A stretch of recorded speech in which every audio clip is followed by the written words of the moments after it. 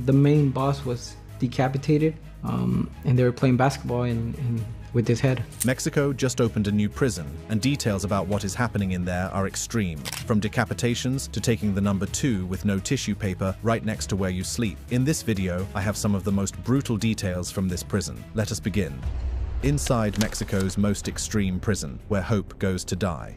They call it the end of the road, but that's too generous. In Mexico, just miles from the US border, lies a prison so extreme, so psychologically destructive, that even convicted cartel assassins, men who've hacked enemies to pieces with chainsaws, have begged not to be sent there. A place where the walls do more than hold criminals, they erase them. Welcome to La Mesa, not a prison, a punishment. Total anarchy. The more corrupt, the better for me. Behind bars is a struggle just to survive. And only the strongest will survive. And now Mexico just took it a step further. A brand new ultra-isolation wing, exclusively for the most dangerous cartel bosses. Men who once ruled cities, now locked in rooms no larger than a walk-in closet. No visitors, no phone calls, no light, no escape. But here's the disturbing part. La Mesa didn't always look like this. In fact, it used to be called El Pueblito, or the Little Town. Why? Because inmates ran the show. We're talking shops, restaurants, even brothels, inside the prison. Cartels weren't just thriving, they were recruiting, killing, and conducting business right from their bunk beds. What changed? One man. Since 2014, director Cesar Daniel Ramirez Acevedo has ruled La Mesa with a level of control that would make North Korean wardens take notes. And under his watch, the Mexican government has quietly converted La Mesa into what is effectively a human filing cabinet. Stack them, isolate them, and erase the man before the sentence is even up. But why now? Why is Mexico doubling down with an even harsher supermax system for cartel inmates? Well, that's where this gets dark, because the answer might not just be about justice, it might be about revenge, or worse, control. But first, let's go back to where it all began. Tijuana, border city, Sin City, and one of the most dangerous places in the Western Hemisphere. Drug routes, illegal crossings, and cartel turf wars have turned this party hotspot into a powder keg of death and desperation. And when things go wrong, they end up at La Mesa. Tijuana, Mexico. Just over the US border. Weapons go to Mexico, drugs to the US. A battle that rages on with no end in sight. At the center of this chaos sits the new ultra-restrictive wing of La Mesa, Section 6. The prisoners here aren't just dangerous, they're leaders, shot callers, men like Francisco, who once tortured rivals for sport. His new reality? A dark, airless concrete box with no soap, no toilet paper, and barely enough water to survive. Commander Flores continues his hunt for rioters in Section 6. Their risk potential extremely high. The air inside the isolation unit is described as suffocating. Mold spreads across the walls like cancer. Inmates are forbidden from even seeing the sun, some for months at a time. This isn't rehabilitation, it's something else entirely. It's a calculated system to break the inmate before the sentence ends. And if you think the guards are in control, think again. According to former hitmen who served time in prisons like these, the real power still lies with the cartel. Guards are often forced to look the other way, or else. The ones that are in charge are the inmates and the cartel that runs the prison system. For every prison that there is a cartel behind it. Let that sink in. This isn't just a war on crime, this is a war within the walls, and the strategy is brutal. Inmates from rival cartels are forced to share space, just close enough to breed tension, but not close enough to resolve it. This results in an emotional and psychological standoff that rarely ends well. Cartel enemies side by side for years. No wonder La Mesa has had multiple full-scale riots. One insider describes a massacre where 14 inmates were slaughtered in a single night, and the main cartel boss beheaded. And yet, Mexico has decided this place needed to be even tougher. Why? I ended up getting in maximum security, and the riot popped off right 2 weeks when I was in there. There was 14 people killed. The main boss was decapitated, and they were playing basketball with his head. Some believe it's because cartel influence has outgrown the streets. They've corrupted police, politicians, even judges. So now, the government is retaliating the only way it can, by stripping their power inside these walls. But here's where it backfires. Inmates like Taylor Elliott Howard, who aren't cartel members, are thrown into the same hell. He didn't traffic drugs, he was accused of stealing a car, and now he's sentenced to 9 years in what many describe as psychological torture. The living conditions here is terrible. I'm a combat veteran. I'm a United States Marine. I've served in the Iraqi War. I'm decorated. Over there, I'm a hero. Over here, I'm a villain. And the isolation is complete. American inmates say no one speaks English. There are no interpreters, no calls to family, no visits. They lock you up and throw away the key, Taylor says. He's not exaggerating. Pretty much what they try to do here is they'll lock you up and throw away the key. And if you're sick, good luck. Taylor claims that 9 inmates on his tier alone have died simply due to untreated illness. That's not hearsay. That's survival roulette. And this raises the question, is Mexico reforming its justice system, or is it hiding its failures behind thicker concrete? Later in this video, we'll explore the shocking transformation of La Mesa from a cartel-run village, complete with clubs and restaurants, to the lockdown fortress it is today. We'll show you footage from inside El Pueblito and introduce you to inmates like Dolores Sanchez, who lived in both versions of the prison and can't decide which was worse. Because what's more terrifying? A prison where inmates rule with guns and drugs, or one where the state rules with silence? The year was 2002, and what happened that year at La Mesa wasn't just a prison reform, it was a declaration of war. The Mexican government razed the old facility, bulldozed the makeshift shops, shut down the inmate-run nightclubs, and declared that from now on, the state, not the cartels, would be in charge. But power doesn't vanish, it mutates, and in this case, it adapted to survive inside La Mesa's new blueprint: tightened surveillance, reduced yard time, inmate movement monitored down to the second. Commander Mario Antonio Mesa Flores, responsible for daily operations, knows this dance all too well. His day starts with searches for homemade weapons, drugs, even fans turned into heating coils. This involves patrolling the prison and raiding cells. We're mainly looking for weapons and substances like drugs and tobacco. But make no mistake, the violence didn't leave La Mesa, it simply moved deeper underground. One inmate, Francisco, admits openly, "I used to have an amazing life, money, family, women, but in here, you fight for water, you fight for air." He's not exaggerating. Inmates get access to showers and toilets for only a few hours each day. The rest of the time, it's just concrete and silence. I used to have an amazing life with my family, my kids, my wife, a girlfriend, and I had plenty of money. Things were good. I didn't know what it was like to go hungry, as I could always afford to buy everything. Here in prison, you don't tend to get enough, and it's usually awful. Then there's Dolores Sanchez. She's been inside since 1999, over 2 decades. Back then, she could walk freely, own a small business, even hire staff. Today, she's a prison nurse, delivering meds in Block 7. But the freedom she once had, the kind granted by cartel control, is gone. We used to be able to just open ourselves and go wherever we wanted. Now there are no drugs, no alcohol, and no corruption anymore. Sounds like progress, right? Except that the price of control is being paid in mental decay, medical neglect, and institutionalized hopelessness. Inmates are rarely allowed outside. When they are, it's a highly choreographed affair. Guards open one cell at a time. Inmates are marched, never together, always staggered. Rival gang members are never allowed to cross paths. This isn't just order, it's engineered paranoia. The next group cannot be released until all of the inmates are in the stairway.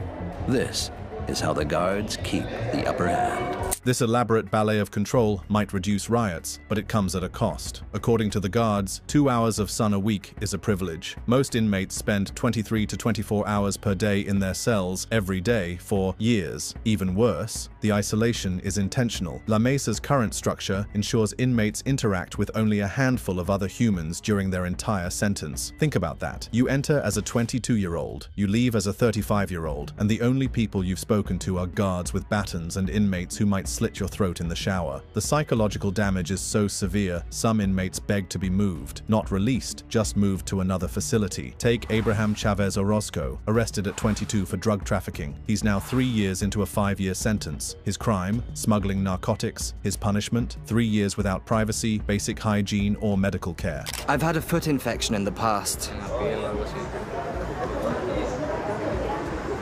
The food is bad and unhygienic. Muy grasosa, muy insípida. And it's freaking hot. His mother has pleaded with the authorities to transfer him somewhere else, somewhere safer, somewhere less psychologically ruinous. But in La Mesa, even hope is on lockdown. Because make no mistake, La Mesa is not just a prison for cartel killers. It's also a prison for poor people, for foreigners, for the unlucky, and for some, like Taylor, it's a coffin with a TV. The ultimate consequence is what the inmates call the hole. This is the isolation block. Dark, moldy, airless. Even the guards hesitate to enter. And if you think that's an exaggeration, think again. Inmates here don't just suffer in silence, they rot. Inmates vegetate in isolation for days on end. The cells are dominated by sweat, stagnant air, and an ever-increasing amount of mold on the walls. There's no running water, no electricity, no human contact. Inmates don't know when they'll be allowed out. Sometimes it's weeks, other times, never. The worst part? You don't even need to be violent to get thrown in there. Forget to wash a dish, smuggle a cookie, or just talk back. That's enough. As the prison director once explained, I'm very proud. This prison used to be notorious. Now we have everything under control. Control. That's the real story here. Not reform, not rehabilitation, control. Because what happens when you reduce a man to just a number and a cage? The answer is simple. You don't reduce violence, you manufacture it. Coming up next, we'll show you just how far this system goes and introduce you to a former Mexican hitman who reveals how the prison guards and cartels work together to keep the blood flowing. You'll also learn how some inmates get away with murder behind bars, how one prison riot ended with cartel members playing basketball with a decapitated head, and what it really means to be protected by the Mexican government. But most terrifying of all, we'll ask the question Mexico doesn't want to answer. What happens when the cartels are locked up and still more powerful than the government? Cartel bosses still run the show, even from solitary confinement. If you thought La Mesa was brutal, you haven't heard what happens when the prison walls aren't strong enough to contain the cartels. Because sometimes the prison doesn't control the criminal controls the prison. And if you're one of the guards standing in their way, well, then you'd better hope your family doesn't answer unknown numbers. In this section, we're diving deeper into the unseen war happening inside Mexico's most extreme prison. Not just between inmates and the state, but between cartels fighting for territory inside the very cells they're locked in. Let's rewind to a first-hand account from a former hitman. This man, raised between the US and Mexico, became a sicario for both the Sinaloa cartel and La Familia Michoacana. He knew cartel warfare like most of us know traffic patterns, and his insight into the prison system? Terrifying. It's basically the same law that Pablo Escobar told the government. Now it's plata o plomo, you know? It's money or lead, whichever one you want. According to him, every prison in Mexico is run by a cartel. The guards, just props in a power play. You cooperate, you live. You resist, you disappear. And if you're a correctional officer who tries to do the right thing, you end up as a warning to others. I've known a lot of inmates in Mexico that have been felons in the US. They tell me, over there, it's a 5-star hotel compared to where we're at now. Inside La Mesa, alliances are carved out of fear, and rivalries, they don't just simmer, they explode, like the now infamous riot described by that same hitman. 14 killed, 1 beheaded. His head used as a basketball. Guards stood outside the maximum security wing and did nothing. Why? Because the cartels told them not to enter. And the riot popped off right 2 weeks when I was in there. There was 14 people killed. The main boss was decapitated, and they were playing basketball with his head. Let that sink in. In La Mesa, there are 2 justice systems, one written in law books, the other written in blood. That's why the Mexican government is so desperate to maintain order. Director Acevedo knows this. He's the architect of the new La Mesa, a system so tight that the most dangerous cartel members don't even see each other, let alone the guards. In Section 6, inmates from opposing gangs are deliberately scheduled at different yard times, and even then, it's only for 2 hours a week, at most. If someone breaks the rules, they vanish into solitary confinement. But don't confuse solitary with safe. One former inmate described these cells as coffins with mold. You sweat, you suffocate, and you don't know when you're getting out. Water trickles from rusted pipes. Food is minimal. Sometimes guards forget you exist. All you can do is sit or stand up for a short amount of time. We're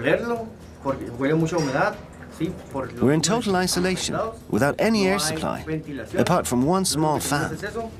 They just leave us to rot away in here and shut the doors. And still, despite all of that, the cartels manage to thrive. How? Through fear, through bribery, and through a network more efficient than the government itself. The former hitman admitted to interrogating other inmates with the permission of guards. He had access to phones, weapons, and classified information, all thanks to cartel influence. And what was his job in prison? Simple. Find out who's loyal and who's not. We would go in with the permission of the correctional officers, pull out smartphones, start interrogating inside of the prison. He described prisons where guards prostituted female inmates to make extra money, where inmates interrogated other inmates, and where the very lawyers defending cartel members were working for rival gangs, making sure their clients never got out. La Mesa, for all its structure and steel, is still vulnerable to corruption. Even the inmates know it. That's why someone like Taylor Elliott Howard, a US Marine ex-Marine who found himself behind bars feels completely abandoned. He doesn't speak Spanish, the guards don't speak English, there's no translator, and no one cares. In his words, they don't try to have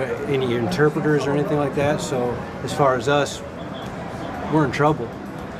There's no help out there, really. And that brings us to one of the most sinister elements of Mexico's new prison strategy: intentional psychological degradation. When you remove language, you remove power. When you remove sunlight, you remove time. And when you remove human contact, you remove identity. It's not about punishment anymore. It's about making you disappear before you're even dead. And that's exactly what happened in La Mesa before its 2002 reform. Back then, the prison was an open-air bazaar for cartel bosses who lived in luxury while poor inmates starved. There were fast food restaurants, bars, and even brothels run by inmates, guarded by nobody. We used to have computers, we had restaurants, we all had good money. Then the riots came, and the dead started piling up. So the state responded by tearing it all down. But instead of fixing the system, they built a cage so tight it crushes everyone inside it, criminal or not. And it gets worse. Medical neglect is rampant. Taylor revealed that 9 people on his tier died from untreated illness. Not the whole prison, just his block. There's been 9 people on this tier who have just died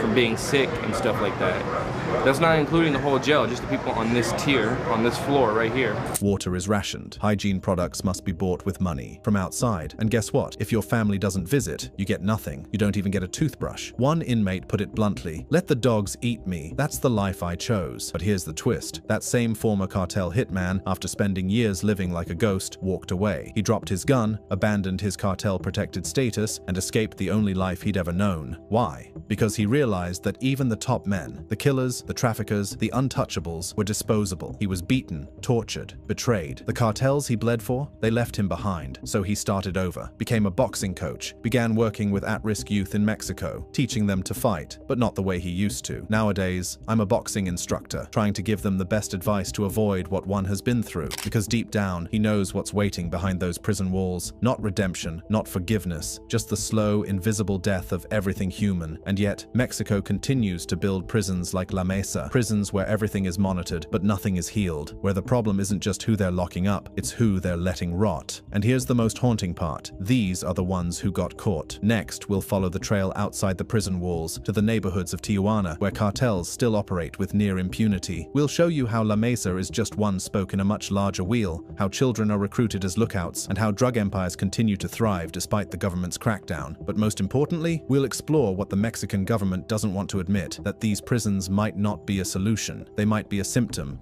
The war isn't in the prison, it's in the streets that feed it. So far, we've shown you how Mexico's most extreme prison, La Mesa, went from cartel-run chaos to state-sanctioned isolation. We've exposed how cartel leaders still wield influence even from behind reinforced walls. And we've shown you what happens to those who slip through the cracks, forgotten, voiceless, erased. But here's what the government won't tell you. La Mesa isn't the solution, it's the fallout. The real battlefield is outside the prison walls, in the streets of Tijuana, where kids carry lookouts' radios instead of toys, where armored SUVs don't belong to police but to cartel lieutenants, and where murder is just another line item in the local economy. And the scariest part? The violence inside the prison is just a mirror. As La Mesa's own director says, "What goes on outside the prison is exactly the same as what goes on inside the prison. It's just a mirror for the city." So how did we get here? How did Tijuana, once a border town known for tequila and tourism, become a murder capital? And how did La Mesa become its graveyard? To understand that, we need to go beyond the cells and into the pipeline of violence that begins long before arrest. It starts in the neighborhoods. Children, some as young as 9, are recruited as scouts or runners. Their job? Report police movement, carry messages, sometimes carry weapons. If they're caught, they disappear. If they're not, they're promoted. A 12-year-old can become a cartel enforcer faster than a high school student can become a nurse. Why? Because the system is built that way. You can say in a way it is, because obviously a lot of the people that I met in the cartels didn't even finish their primary school. Education isn't just underfunded, it's outgunned. And if you think this only happens in rural areas, think again. Tijuana is the most crossed-border city in the world, and that means it's also one of the most contested pieces of drug smuggling real estate on the planet. Weapons flow in from the US, drugs flow out, and in between, bodies. Some of them cartel, some of them innocent. One former hitman described a horrific scene. 15 people abducted, men and women taken to a ranch and dismembered with axes and chainsaws. Not all were targets. Some were just in the wrong place. Why? To send a message. And they went at it with axes and chainsaws. and they dismembered everybody. And messages like that work. They terrify communities into submission. They convince parents to send their children away if they can afford to. They silence police chiefs, corrupt politicians, and collapse civic institutions. And when these killers are finally caught, they're sent to La Mesa, not to be reformed, but to rot. Yet many of them continue to run operations from inside. They issue hits, manage drug routes, even extort guards, not because the system is weak, but because the system has already bent to their will. As one former inmate said, for every prison, there is a cartel behind it, and so the circle continues. Outside, fear replaces law. Inside, isolation replaces hope. And somewhere in between, Mexico's war on drugs morphs into a war on its own people. Even the inmates know it. Take Dolores, who served more than 20 years behind bars. Once a woman of power in the inmate-run village of Old La Mesa, she now acts as a nurse. And yet, when asked whether she prefers the new prison or the old one, she can't decide. Even now, Dolores isn't sure which of these two worlds is better and which one is tougher. Because one gave her danger, but freedom. The other gave her safety, but silence. And neither gave her dignity. Meanwhile, American inmates like Taylor Elliott Howard, who once served in Iraq, find themselves stripped of every ounce of identity. Once a Marine, now a forgotten foreigner. He can't even buy toilet paper without outside money. He makes jewelry to trade for soap. I sell for hygiene stuff.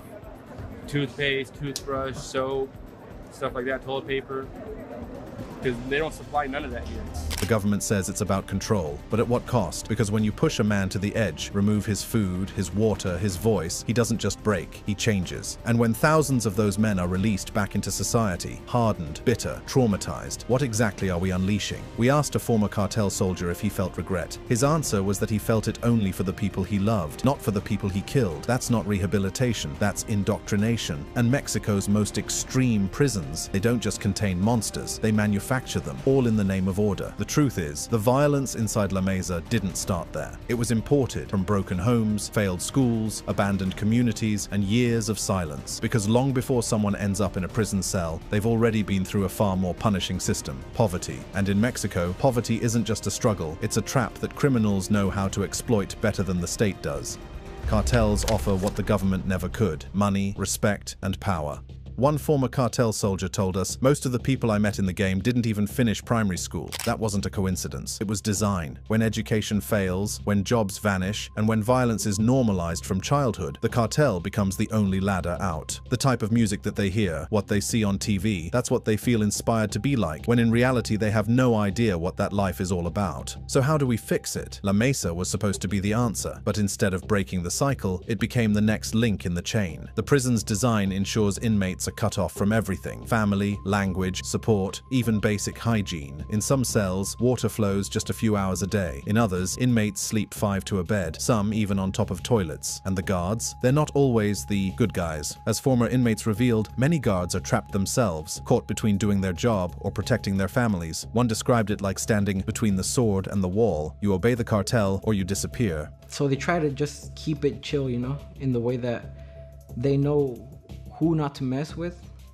and who they can obviously put their hands on. So what happens when an inmate resists the system? What if, like the ex-hitman we met, someone decides to break free from that life? You'd think redemption follows. It doesn't. Even after escaping cartel life, he was nearly killed. He ended up in maximum security, where a riot broke out just 2 weeks into his sentence. 14 people were murdered. The prison boss, decapitated. The inmates used his head like a toy, and no one stopped them. Why? Because no one dared. And the riot popped off right 2 weeks when I was in there.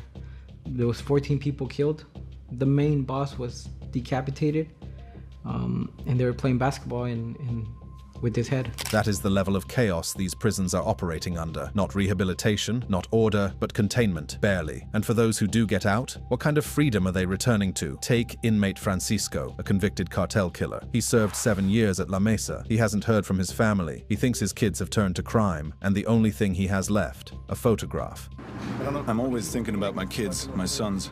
I look at this photo every morning. Meanwhile, Abraham, the 22-year-old drug mule who still clings to hope, is desperate for a prison transfer. Why? Because in La Mesa, hope is contraband. He gets no sunlight. He sweats through 100 degrees of heat. He hasn't hugged his sister in 3 years. And his only crime? Being young, poor, and expendable. Taylor, the U.S. Marine, says it best. Just going with it, you know?